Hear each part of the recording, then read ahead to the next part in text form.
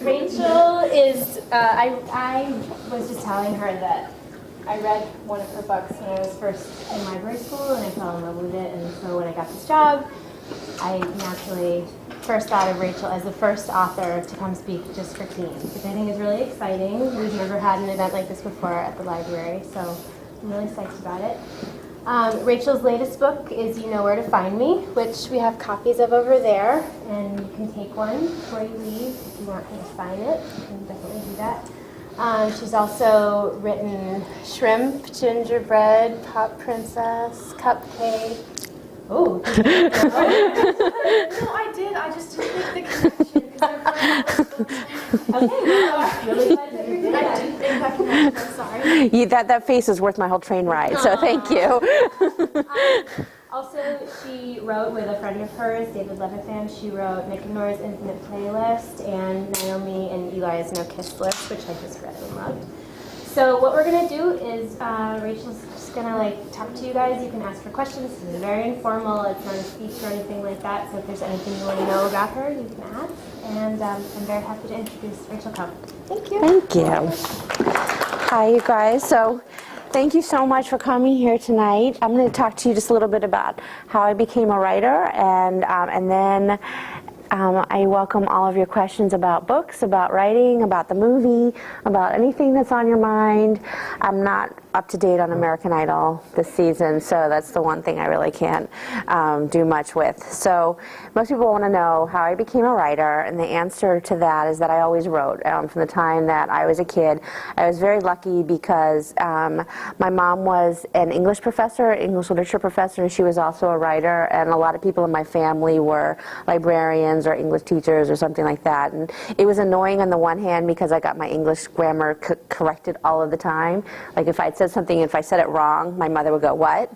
And I'd have to work out what I said wrong until I could get it right. And to this day, if you ever try to correct my grammar, I'm like, why did you do that? I have a little bit of an issue with that. But I was very encouraged all the time to write. And when I was your age, one of the things that I did in classes that when I was bored in high school, quite honestly, I wrote stories for friends. And I would stick them in their lockers, and I would just kind of pick them up where I left off and just keep going.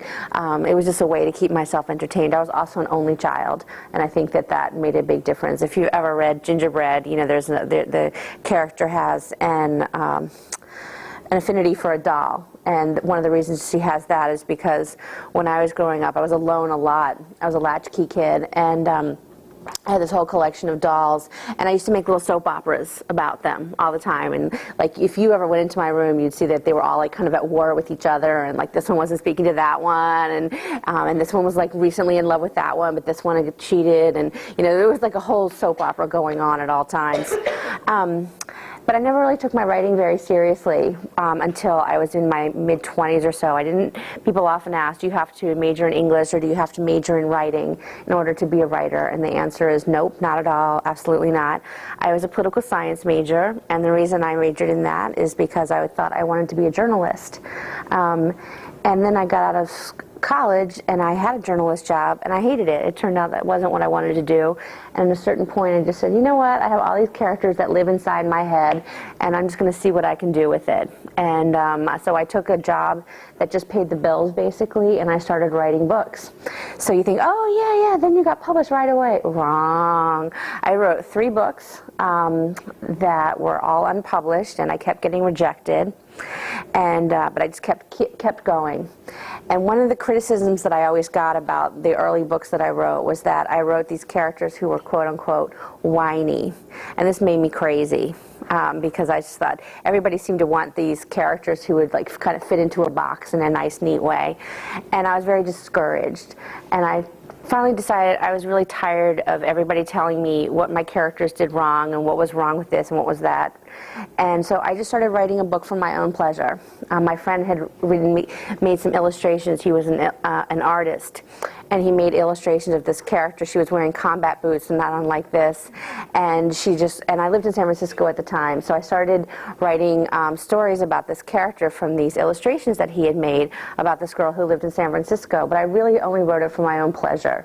I never thought it would be published because it was a very whiny girl who was very angry and had her own issues, and that book was Gingerbread, and that ended up being the first book that I ever published. And since then, I've been a full-time writer. I wrote 2 sequels to the book Gingerbread, and hi, welcome, come on in. No worries. And I continue. I love writing for and about teenagers. I think I have the best job in the world. I just feel very, very lucky to be able to do it, and very lucky that you guys are reading, and that there are so many good books out there for you right now, and that you're reading. And that's all I'll say about that for now. I will open up to any of your questions. I'd love to talk to you about anything you'd like to talk about. Anybody? Yeah. When you got your first book published, how did it make you feel? It was so sweet. It was one of the sweetest moments of my entire life, especially because I had gotten so many rejections along the way. It wasn't, some people are sort of overnight successes with it. I was really not that way. It took about 7 years for me to finally get that phone call. And I had a legal job at the time. I had an administrative job, and I was a legal secretary. And everybody knew that I might be getting that call that day, so I was kind of walking by my desk, like, trying not to ask. And then when the call came from my agent, I started running up and down the office. I was like, Simon, she's just going to publish me. Simon, she's just going to publish me.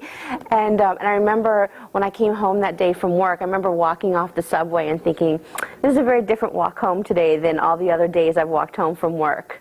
You know, I will never, sometimes I round the corner, I still live in the same apartment, and I remember that feeling of that one day and how special it was, just knowing that this is something that I wanted so much and I worked so hard for, that it was going to happen. Whether or not it would be a success, I didn't know, but I was so really happy to have gotten that call. It's a great question. I don't usually get asked that. Thanks. Is there any special way that you celebrate, like, on the day of when you got it published? I used to, and now at this point, I've published enough books that I don't as much.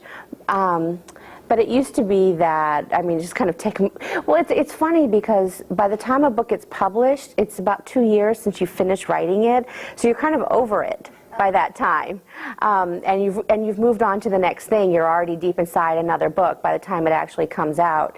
I did have big celebrations when Gingerbread, my first book, came out. I had my family threw a really big party, and one of my friends had a cake made that was it replicated the cover of the book, and they did a whole theme of it. I have 2 half-sisters that are much younger than me, and they were about your age at the time, and they made a gingerbread house that looked like the cafe that's in the book Gingerbread, to the point at which they even had like a beachfront on it, so it was like on the beach. It was the coolest thing I've ever seen. So that was really cool. And then when Nick and Nora came out, we had a karaoke party with our friends, and that was super cool. So some of the books, yes, I do that. And I haven't written a book for a long time, so my next book that comes out will be in another year, and it'll be the first time there's been a big gap in between my books. So I'm thinking I'm due for a celebration again. What's your favorite book that you've written so far? I really don't have a particular favorite. I love them all for different reasons. I do write female characters a lot, and they're all sort of people I understand very well, even though they're not me. So it's more like I have favorite characters. Like, I love Sid Charisse from Gingerbread and Shrimp and Cupcake, and I love her because she's so much cooler than I was as a teenager. So she's sort of like the way that I go back to those years and do it much better than I did it then. And I love Nora because she's so abrasive, and she's kind of loudmouth the way that I was, but she's sort of like this little puppy on the inside at the same time. And I love the characters in the steps because I had a really complicated blended family like that. So all for different reasons. And it's sort of like whenever I'm writing something, whoever I'm writing at that moment is my favorite. Yeah. Have you ever incorporated someone you knew into your books? Not necessarily. The only character I've ever written that's directly related to somebody is the character Sugar Pie in Gingerbread, and she's an elderly woman who lives in a nursing home that Sid Charisse, the character in Gingerbread, gets to know, and she's based on a person who was sort of like a second mom to me, and she's nothing like that actual person, but Sugar Pie says things that this particular second mom says to me, and one of them is my favorite quote of all time, and she said, "Life is funny, baby, and that's no joke." Sugar Pie says that, and that's because Mary Lee, my second mom, said that to me. And one time I was complaining about something to Mary Lee, and she said, "Well, this is when you have to remember that some people have no feet." And I was like, "What?" and then I was like, "Whoa, excuse me, I have to go write that down." Yeah. So, and that's really the only time. I mean, certainly all the characters I write are familiar to me, and they're all sort of composites of people I know and things I've experienced, but they're really all their own people. The other exception is that the Nora character, she's sort of based on my half-sister Martha, who's now 21, and she's nothing like Martha, but at the time that I was writing Nick and Nora, Martha was 16, and she was a straight-edge, music-obsessed girl, and so that's why Nora had those qualities. And so when Martha got to come on the film set, and I introduced her to the girl who played Nora, I was like, "She's the basis for the real Nora," and the movie Nora was like, "I have to give you a hug." It was very neat. Mm-hmm. How do you deal with writer's block? I always say that I deal with the writer's block by my MasterCard bill coming in, and it moves away pretty quickly because now I have bills and I'm a full-time writer, so I have to work through it. But let's pretend I didn't have that problem, and what I do is I don't really believe that quite honestly, I don't believe in writer's block. What I believe is that we have a desire not to write, and I have that a lot. And there are certain times when I have it that I just want to literally throw myself against a wall. Like, how am I going to get through this? And sometimes I go and throw myself against a wall, and then I return to my desk and I start writing again. And then there are some times when I just say, you know what, this is just not happening today, and I go to a movie or I do something that gets my mind outside of that rut. Because what happens when you're trying to write and it's not happening is that you start having these really self-defeating thoughts, and the longer it goes that way, then you go deeper down into the hole. So sometimes it's necessary just to jump out of the hole entirely. So that's what I do. I go for a walk, I go around Central Park, I go see a movie, I go hang out with friends, and then I go back. The main thing is to just, Libba Bray uses the expression button chair, and that's really what it's all about. It's just, you have to just put that time in, and there's no magic formula to make something be written other than you have to sit there, be patient, be persistent, and believe in yourself, and just keep doing that. That's how I work through writer's block.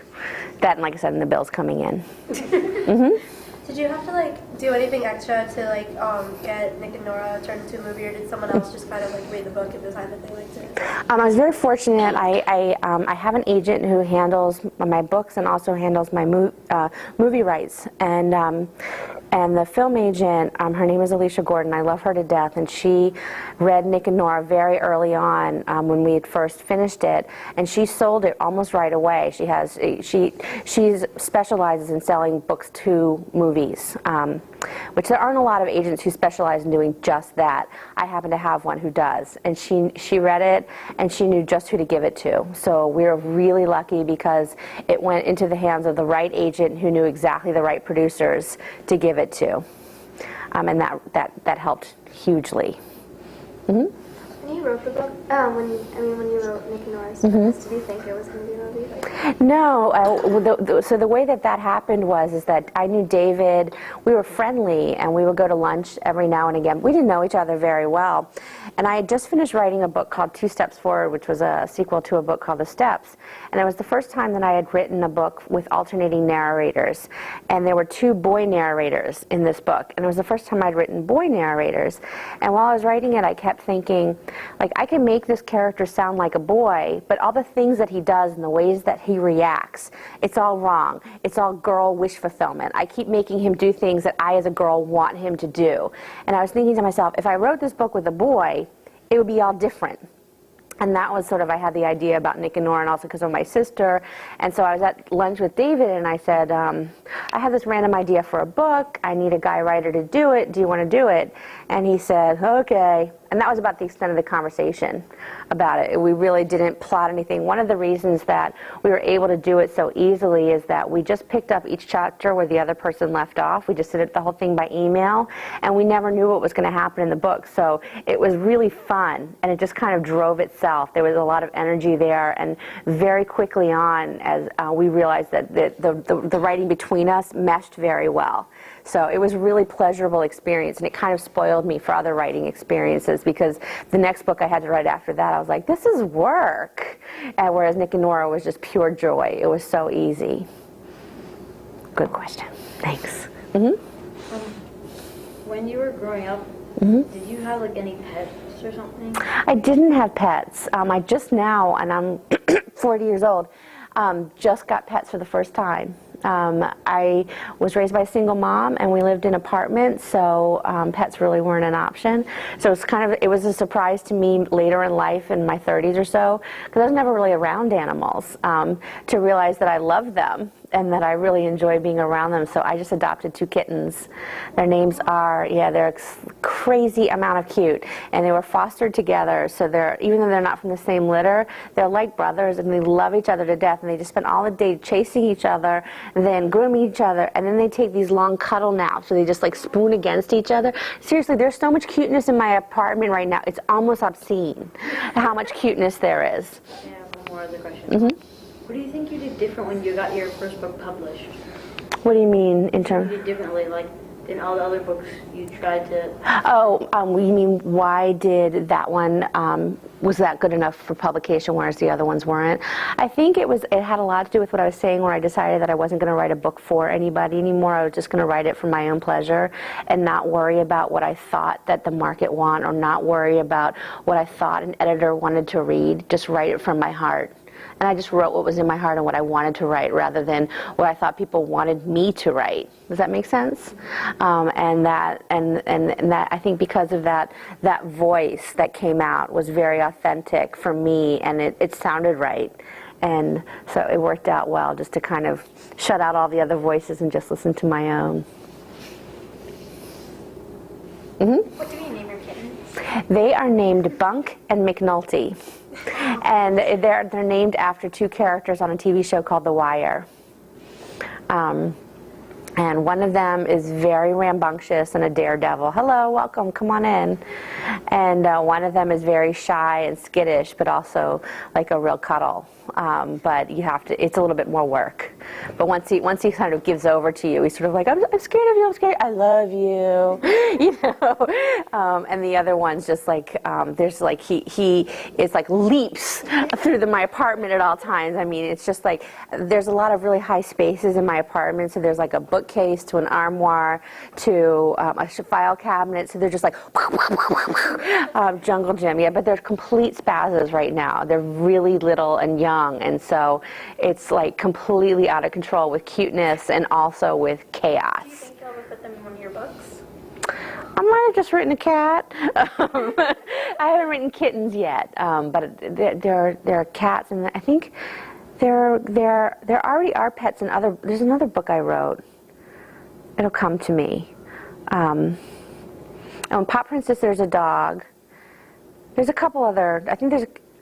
Anyway, in Naomi and Eli, Eli is named after the cat of Patricia McCormick, who wrote the book Cut. And she has a cat named Eli that I'm completely in love with. And I didn't know that I'd named the character after him, but what happened was I was sitting down to write that first chapter, and we had a basic idea of what I was going to write, but I didn't really know anything. And so I was just pulling names out of nowhere. Like I was just blah, blah, blah, blah, blah, just trying to assign any name just to finish the chapter. And about a week later, I was at Patty's house, and Eli came limping out to see me, and I said, he had been hurt, and I said, Eli, why are you limping? And all of a sudden, like I hadn't even realized I named it after her cat. But because of that, I ended up keeping it. Do you think any of your books would have been changed if you had a brother or sister when you were growing up? Probably. I mean, I do have 2 half sisters, but I wasn't raised with them, and I'm much older than them. So Yeah, I think it would have been very different, especially because I was alone so much when I was a kid, and I had all these soap operas going on about all these imaginary people that were there in my head. So I think it would have been, in some ways it was beneficial to me that I didn't have siblings, just because it's what allowed my creative brain, it had no choice but to develop in that way. You know, other people have to work harder to develop it. For me, it was a way to just kind of survive, you know, to make up all these company that wasn't actually there. Mm-hmm. Do you think the characters Nick and Nora in the movie fit your characters that you write about? Not really. I mean, I like to think of them as being distant cousins, you know, and they kind of fly along on parallel planes, and they wave to each other from across the sky, like, hi, and they kind of recognize each other, but they're very different. I think of them as being just that they're independent of each other, and they share a common name and they share a common story. But I think that also should be the case. I think that when movie adaptations try to go too closely, it can feel very sterile. You know, the filmmakers really need to have the space to cast who they want and to make it a movie and make it cinematic. The girl who plays Nora, she's very much in spirit the way I imagine Nora. She's really good casting. She's way too beautiful. Like, I did not imagine Nora being that, like, movie star gorgeous. But it's a movie, you know. Michael Cera, not at all the way I picture Nick, but he's his own Nick, and I love his Nick. It's very different from the Nick that I see in my head, but that's the book Nick, and that's, for me, it's totally cool. I know for some people it's always hard when you're reconciling, you know, the way you picture someone from a book the way it is for a movie. For me, like I said, I just think of them as two different things, and I love them both. Mm-hmm. Well, two questions. I just want to know, like, whose idea was it to put little symbols in Naomi and Eli? That was mine, and I didn't really plan it. It was just that I wrote that first chapter, and they just kept coming out. I didn't really, it wasn't like I was like, I'm going to write a book and put symbols. It was that I just started writing that first chapter, and they just started appearing, and I decided not to censor that. Okay. And the second question was, who writes from which perspective? Like, you and David? They're all, well, Naomi and Eli, yeah. It's Naomi and Eli is every other, but we both picked up each, so we both wrote some, we both wrote all the characters except for that I never wrote Eli, and he never wrote Bruce the First. But if you think about it this way, I wrote the first chapter, and then it's every other, so you can just mark them from there and figure out who wrote which one. Did he write Nick and you wrote Nora? Yeah. Okay. Yeah. Mm-hmm. Do you have like any dreams that give you inspiration for like one of your books? You mean dreams when I sleep, or just dreams generally about the world and life? Do you ever have a dream that's about your book or anything? I do. I don't really remember it. What happens is I wake up and I find, like the title of the book over there called You Know Where to Find Me. I had no idea where that came from, and what it is that I woke up and I was looking through a notebook where I write down ideas, and I had written it in the middle of the night. I had just written that phrase down, you know where to find me.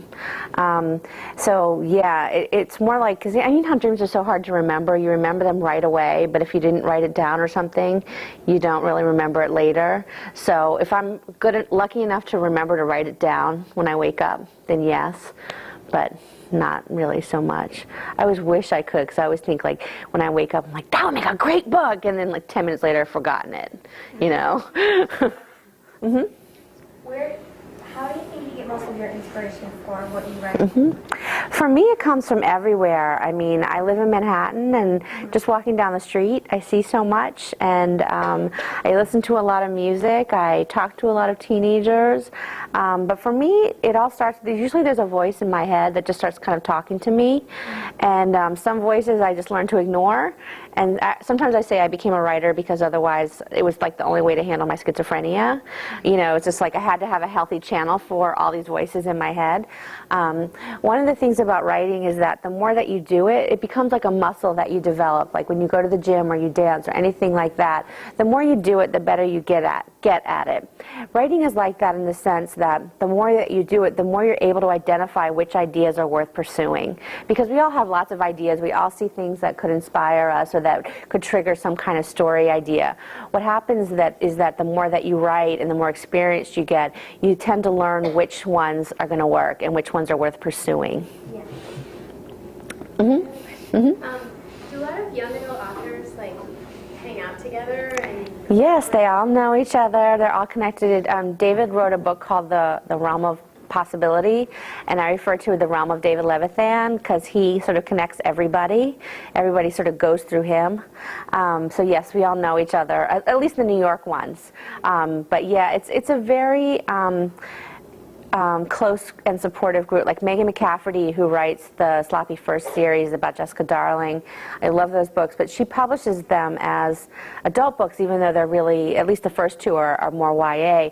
And so she straddles both sides of it. She always says, you know, the YA community is so much nicer and less competitive and more supportive, and that really is true. We love the books, we love the teen readers, and we're all doing it because we feel really passionately about it. Personally, like, you know, Patty McCormick is my closest author friend, and we write together most days at a place called the Writers' Room in Manhattan.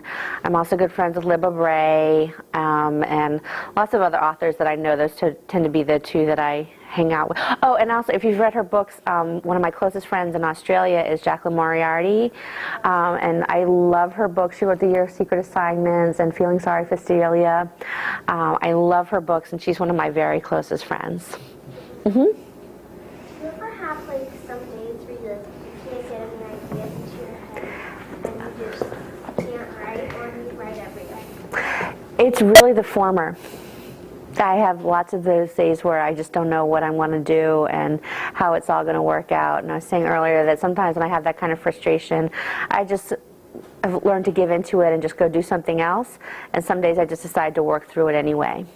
But when I'm really inside a book, and that means I'm pretty far along and it's really in my head and it's very active, I tend to write very fast and furious. But then when I slow down in slower periods, I have a lot of times where I'm just like, I got nothing today. Mm-hmm. Why did you name a lot of the characters in Gingerbread after? Mm-hmm.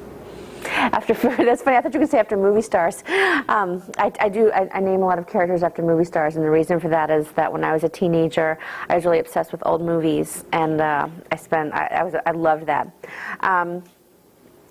Why did I name it after? I have no idea. Oh, you know what it was? When I first started writing Gingerbread, I had baked gingerbread the week before, so that word was on my mind. So I used it, and then it just kept going. But I love to bake, and like I said, I had baked gingerbread that week before, and I was like, there you are. Mm-hmm. When you were young, you liked writing, so did any author inspire you to write? I loved Judy Blume. You mean which authors did I like? Did you mean which authors did I like? Yeah, I loved Judy Blume. There was an author named Ellen Conford that she's not really that widely read now, but I loved her books. And I loved like Harriet the Spy, which I'm rereading now. I reread it all the time. So yeah, but mostly Judy Blume. I love Judy Blume books. Yeah. Like, what are your favorite books, like not like by other authors? Mm-hmm. I love anything by Jacqueline Moriarty. I love her books so much. I mean, they tend to be my friends. I love Patty McCormick's books. I love David Levithan's books. When I was your age, I loved, this is not like a proud thing of mine, but I love the books by Jackie Collins. Really trashy books like Jackie Collins and Harold Robbins. But yeah, if I want to read something, I always hope to have. I love Salinger. There's an author named Dawn Powell that I love a lot. Those are my favorites. Mm-hmm. Do you think that like your writing style is like really different from other authors, or do you think that you kind of like pull things from some of your favorite I think, yeah, I think it's a little bit of both. I think I have my own unique voice, but I also think that I tread themes that a lot of other people are treading also. I don't really think that there is such thing as an original idea. We're all kind of rehashing the same idea. The way that it becomes different is the way you execute it and also the voice that you can give to it. Mm-hmm.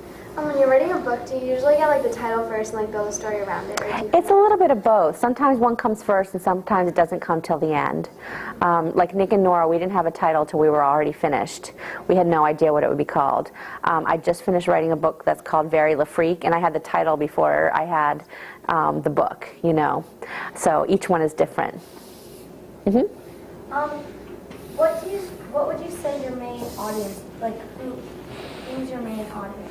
would you say? Generally teenagers. I mean, most of the books that I write tend to be more upper age teenagers, so 16 and up, and continuing on into college age. But there's a lot of adults who read them too. I have 2 questions. Absolutely. The first one is, being a teen author, do you feel like sometimes ever you need to keep up, or do you feel like it just kind of comes? It kind of comes naturally. I'm very lucky with that, at least the voice and the feelings. I think that those things are universal, whether you were a teenager 50 years ago or you're a teenager now. Even though the props are different and the technology is different, the feelings are the same across time. And no, I don't feel that much pressure to keep up, just because I tend to be very pop culture oriented anyway, and I kind of tend to have the interests that you have tend to be a lot of my interests anyway. So I don't consciously strive to keep up, just because then the references that you make become dated. Yeah, exactly. I try to make it just be natural, and like I said, the nice thing for me is that I enjoy reading and writing about teenagers, and it comes easily. But I don't think I could write adult characters that well, because they're just not that interesting to me. And being that you're writing for teenagers, do you ever feel like sometimes you're pushing the line with what you say? Have you ever I found definitely that? I feel a responsibility not to. I mean, I definitely write books that are very edgy, and especially if you've read Nick and Nora, I mean, it definitely pushes things pretty far. But I like to think that in the end, whatever choices that they make, whether they're good or bad, that there's context for it, so that if a character does something that's not the smartest thing to do, at least there's someone that's going to call you on it in some way, And I don't want to put a lesson in there per se. I don't believe in that. I hate books that have a message, but I like to think that there's some method of support in there, so that when a character does something that's screwed up in some way, that there's some method by which there's an accountability, and they can kind of figure it out, even if they have to figure it out on their own. But I don't want to throw characters into the forest, basically into the wilds, and say, you make these bad decisions and there's no accountability and nothing. It's just all fun and games. I've read a lot of stories that some of the stories are really awful. And it's almost sometimes can be hard to read. So you ever had that problem? Do you mean awful in terms of bad things happening to people? Almost well, a lot of them, they deal with issues. Yeah. They're touchy. Do you feel I feel like all my books kind of touch on touchy issues, but I'm not interested in writing a message book. I'm not interested in writing, a book about a problem, or hard to write about those though, because it's pushing. No, for me it's very easy. I mean, it's more a question of is whatever happens to a character, is it organic to the story? I don't want to have them be forced with, are they going to have sex for the first time, or are they going to try drugs, or just because I'm trying to push a button. I want it to feel like it belongs in that story, and it belongs happening to that character. And if it doesn't, I don't want it in there. Does that make sense? I wanted to feel natural and right, and I hope for that. I don't know if I always achieve it, but and I don't want to throw an issue in there just for the sake of having an issue. I want to have it in there because it belongs in that story, and it's important to that character. Question. Did you have your hand up? Oh, sorry. Yeah. What's your favorite genre to read? YA. Books for teens. Related, but do you go more to the romance side?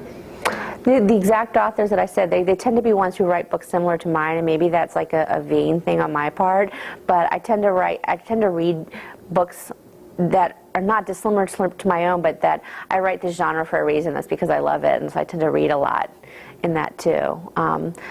Books about adults, they're too long, they're overwritten, they're not as interesting. So yeah, I like contemporary realistic fiction, basically. I have a great appreciation for sci-fi and for fantasy, and I think there's some incredible writers doing it.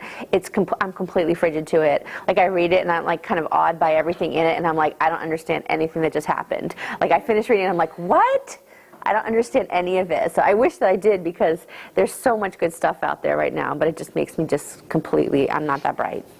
Well, Nick and Nora and Naomi Neal, had a lot of music in it. So what kind of music do you listen to? I listen to a little bit of everything. The main thing that I do is that I listen to music on the internet all the time. So I always have on a college radio station. There's one radio station out of Berkeley, California that I listen to all the time. So it tends to be like the kind of indie, alternative, soul pop type of stuff. And when I have my iPod on, it's got about 8,000 songs on it, but it's usually on shuffle. I gravitate more towards like old school soul type of stuff, but also like some more punk stuff, and but a little bit of everything. Is the music that you listen to in like the books? Like all the stuff that Gabriel lists in Naomi and Eli, that I wrote that chapter, and that's all Rachel music. You know, David would have had totally different song choices there. So the Gabriel's playlist is really a good guide to what I listen to. Not coincidentally.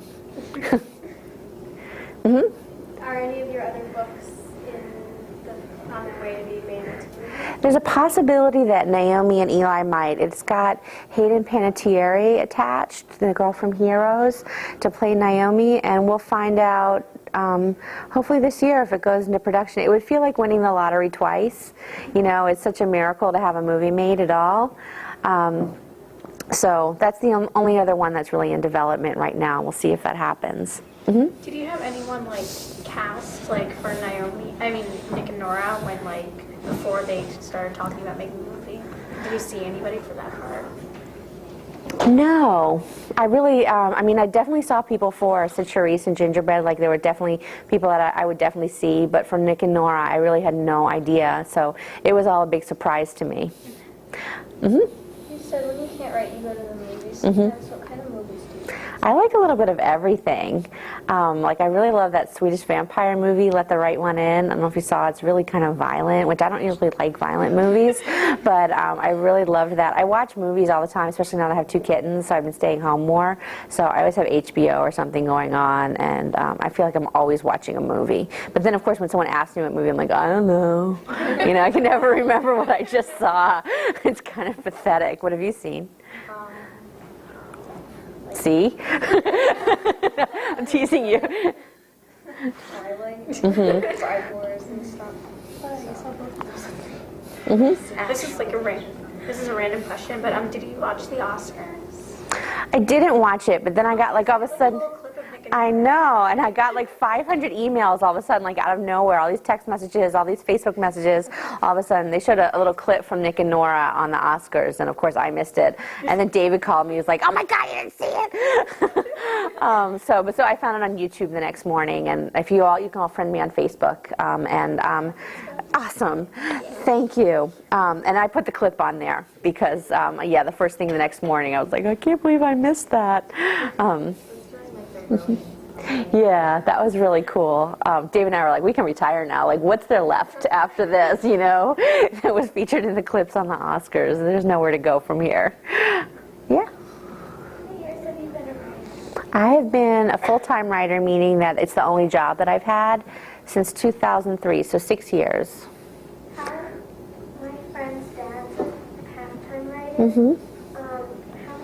It takes him a very long time to write a book. Mm-hmm. About how long does it take you to write a book? I write books in stages, so I never write one straight through, but cumulatively a first draft takes me from 3 to 6 months. But then I tend to work on it more over the course of about a year or a year and a half. But if you put all the time together that I worked on it, it was about 3 to 6 months. And then also, for every sentence that you do in your book, Mm-hmm. is there like always a sentence opener in it? What do you mean by a sentence opener? You start it with like, do you go back to like every sentence on your rough draft and like add a sentence opener that will keep it interesting?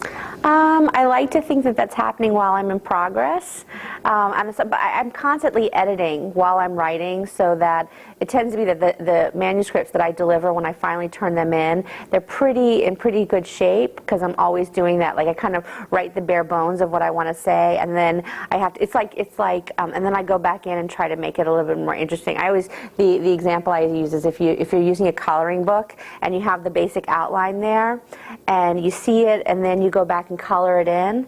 That's sort of what happens in the second stage. The first first stage is kind of writing all the outlines down and getting the foundation there, and the second stage is going in to make it brighter and more colorful and more interesting. So yeah, in certain ways, yes. Well, 2 questions. What was your reaction when you first saw Nick and Nora commercial on TV? It was so awesome. I replayed it. I had it on DVR. I replayed it like 20 times. I think it was on Gossip Girl. I was so excited. It was so funny because my sister Martha, who was staying with me at the time, and we were so excited. We kept playing it over and over and again. And then she was like, "Imagine if it was just like spontaneous and we just didn't even know it was going to happen," because that one we knew about. And then one time it did, and we were like, "Oh my God, it was spontaneous. We didn't know it was going to happen." And then after about a month, we were like, "Nah," But the first few times were great. And my second question was, I actually don't remember it, but if it come back. Well, when I was watching the Oscars, one thing I noticed is that they have 2 categories for like adapted screenplay and original screenplay. Have you ever thought of writing a book strictly for a movie, like a screenplay almost? Yes, and I'm trying to do a little bit of both. I'm trying to do an adaptations, and I'm trying to learn how to write original screenplays too. It's a great question. Yeah, I'm trying. So I haven't actually read the book, but I saw the movie recently. I thought it was really good. Oh, good. I'm glad. And I actually I have like kind of a random question, just like about the character Caroline. She's like interesting. Yeah.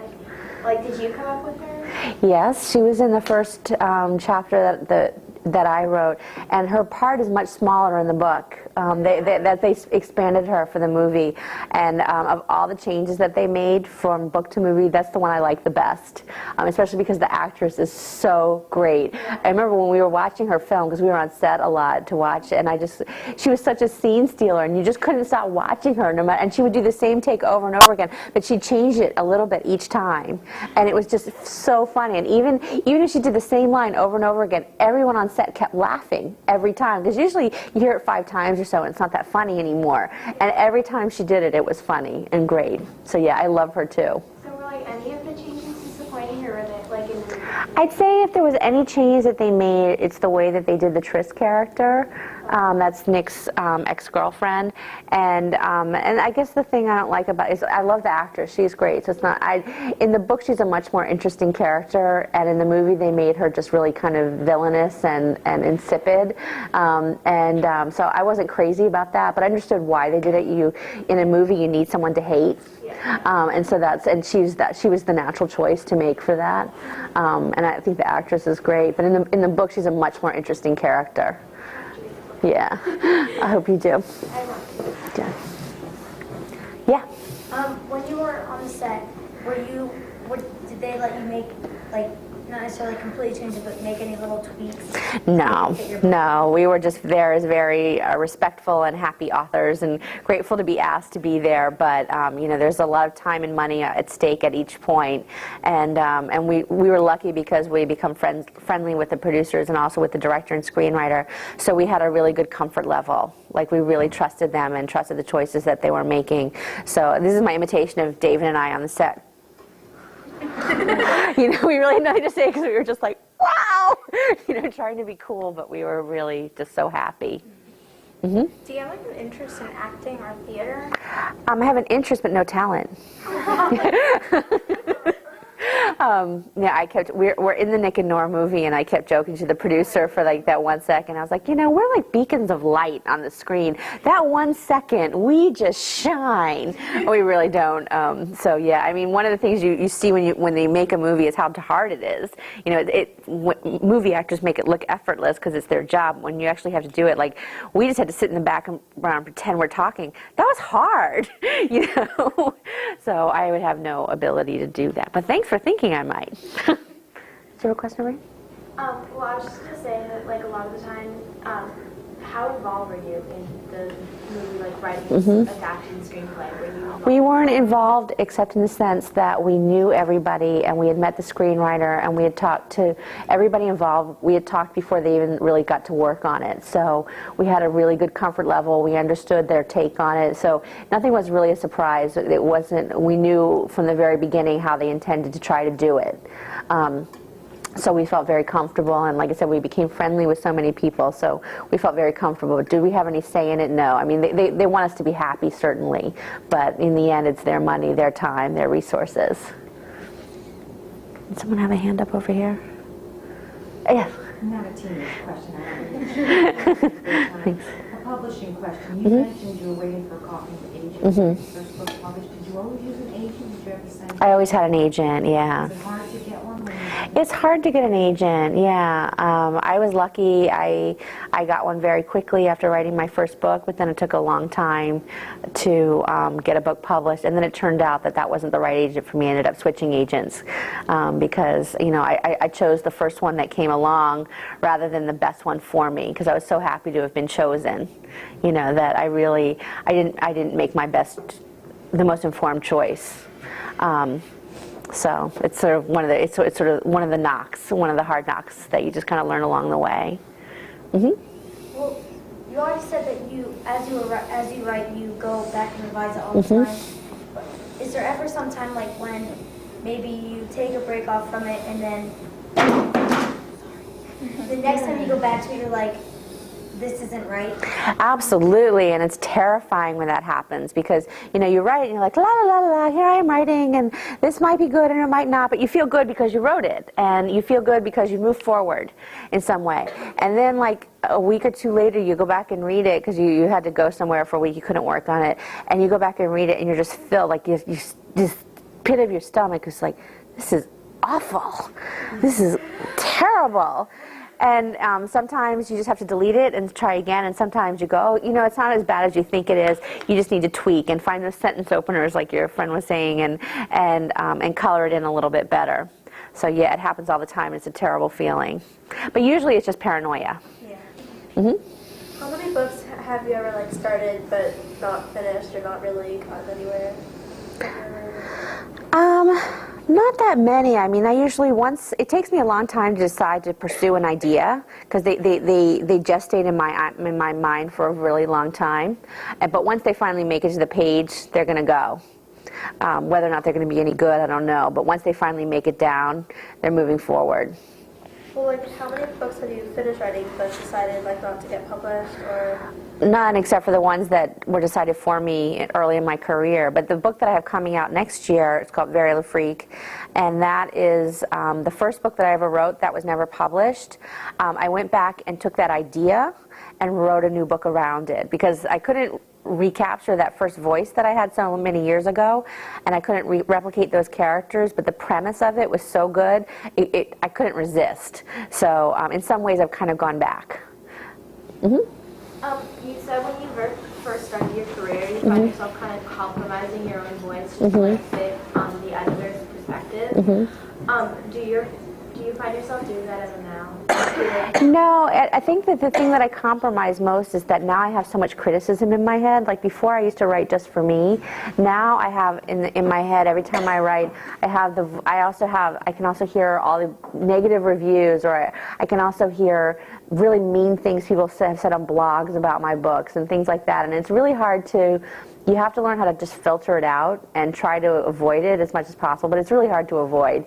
On some level, it's going to sink in, and that's the thing that I struggle the most with, is having all these negative voices now that exist where none existed before, because I used to just write for myself.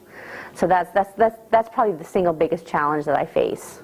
Because sometimes you're just like, I'm just not going to go, people are so mean, and you know, and then you just kind of soldier on anyway.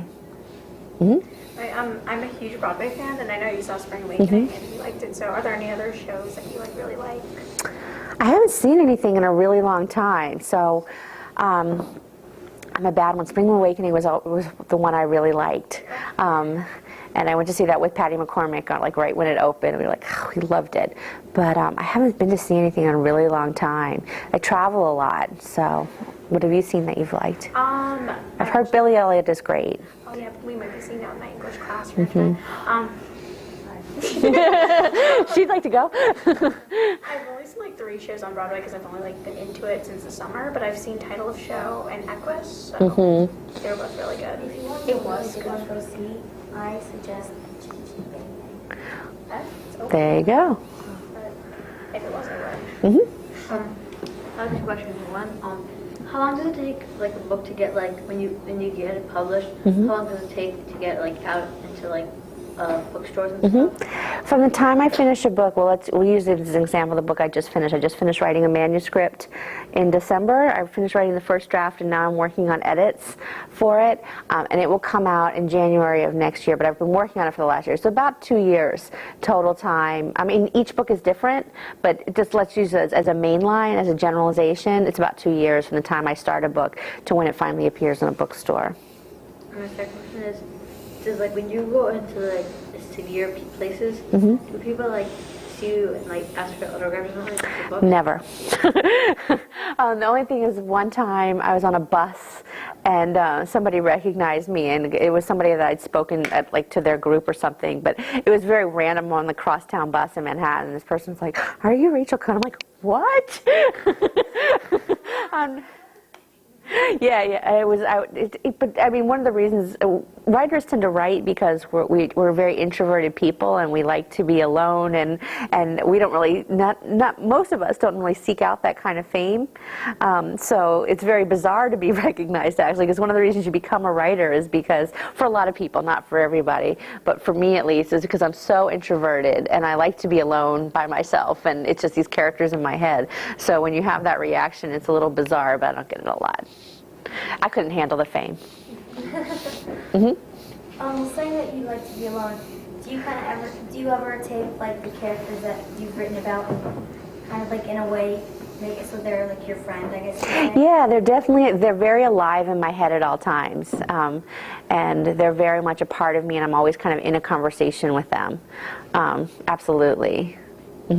Well, when I write, like, I get really possessive, and I don't like showing it to people, especially my family. Do you ever get like that? Yeah, I mean, I'm very close with the work that I do now. I didn't used to be, and I used to be like, I show it to everybody, but then I found I had too much input, and it was hurting me. Now pretty much the only people I show it to are Patty and often to David, and sometimes to Jacqueline Moriarty, so it's like my most trusted author friends, to get some perspective, and that's usually mostly when I'm lost, you know, and I need somebody to kind of ground me and help me. Do you get nervous when you show your family your work?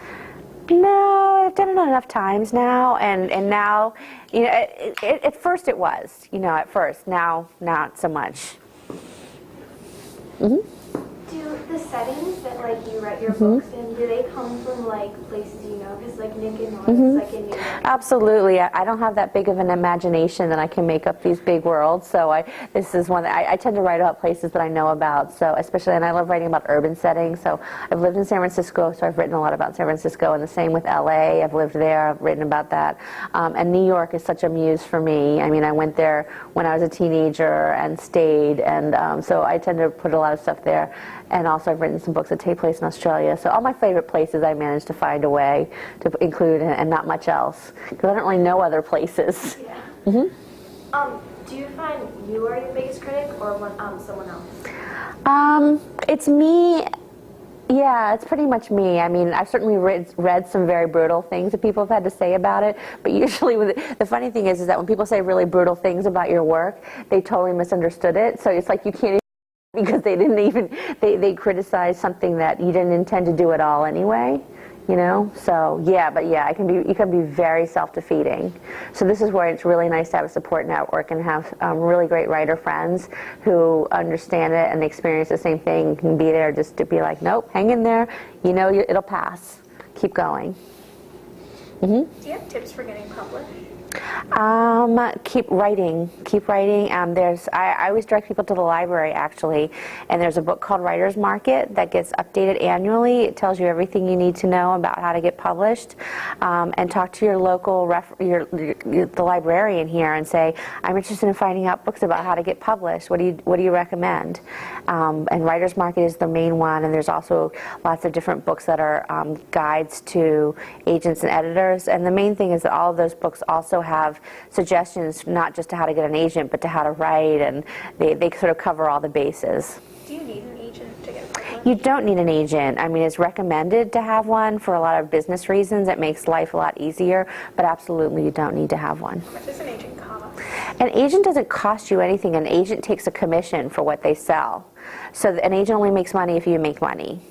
And if an agent ever tries to charge you money, that's a bad agent, and that's an unethical agent. That's not the way it works. And some people do have scams like that. So if you're ever searching for one, be sure never, ever pay an agent. Is it difficult to get one?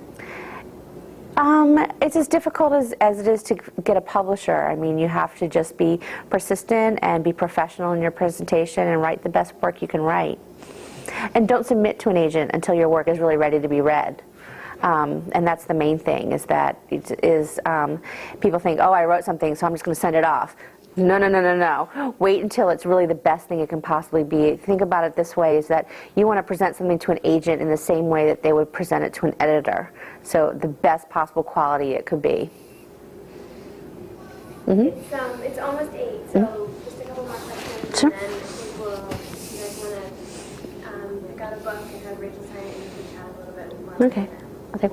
I personally myself struggle with patience. How do you deal with not if you finish something and you just are so sick of it you don't want to go back? How do you deal with that? I get so sick of it that I have to just take some time away from it and just kind of recognize that for what it is, and rather than just kind of push through anyway, just kind of say, okay, you need a little break. But mostly it's just. I'm going to use a bad word here, but one of the main piece of advice I always give to writers, whether they're published or struggling or just starting out, is I'm going to censor it, but I say, tell your inner critic to shut the F up. Because we're our own worst enemy. And you really have to learn how to just block that voice that says you can't do it, it's not good enough, it's not this, it's not that. And just keep going and believe in yourself and believe in your characters and love your characters. That's the main thing, because it'll show. But yeah, just keep going anyway, and just tell that person, that voice in your head, shut up. I'm done with you, and keep going. Do we have? Mm-hmm. When you write a story, do you usually plan an outline first, or do you just dive Each book into is it? different. Sometimes I do, and sometimes I don't. Sometimes I like to just see what happens, and then sometimes I get so frustrated and confused, and my head gets turned around in so many directions that I have to write an outline.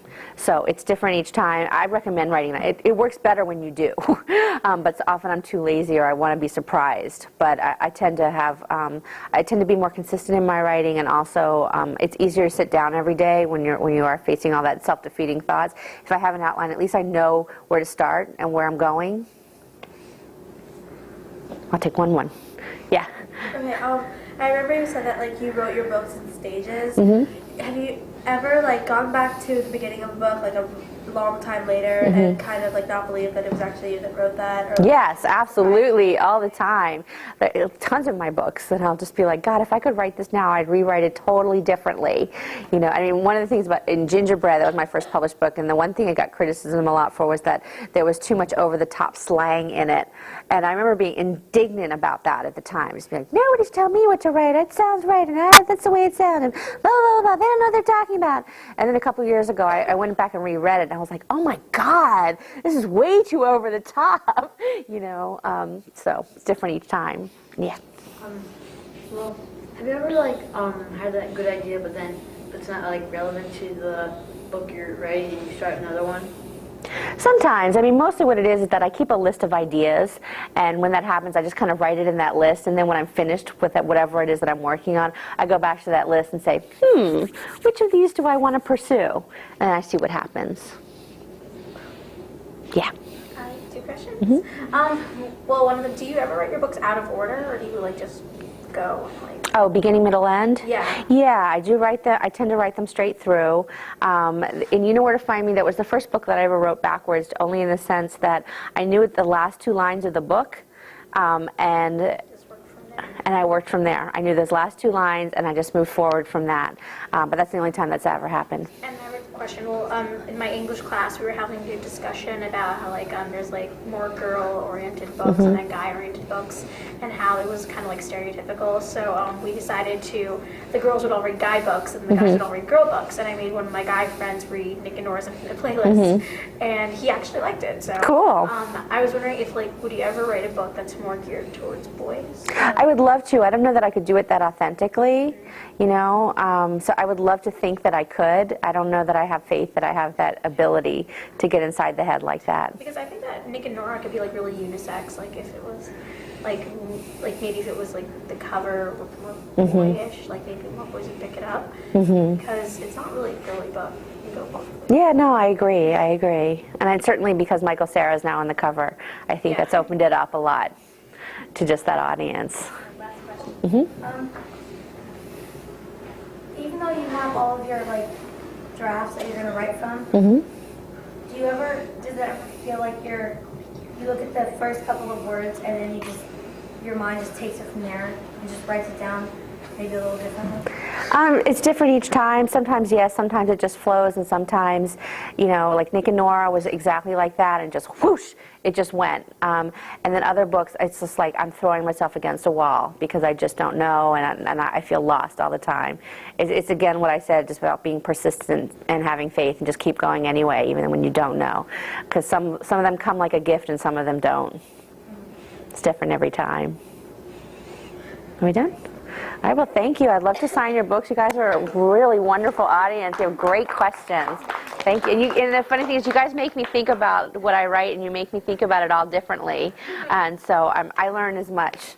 I mean, that sounds like fake, but it's true.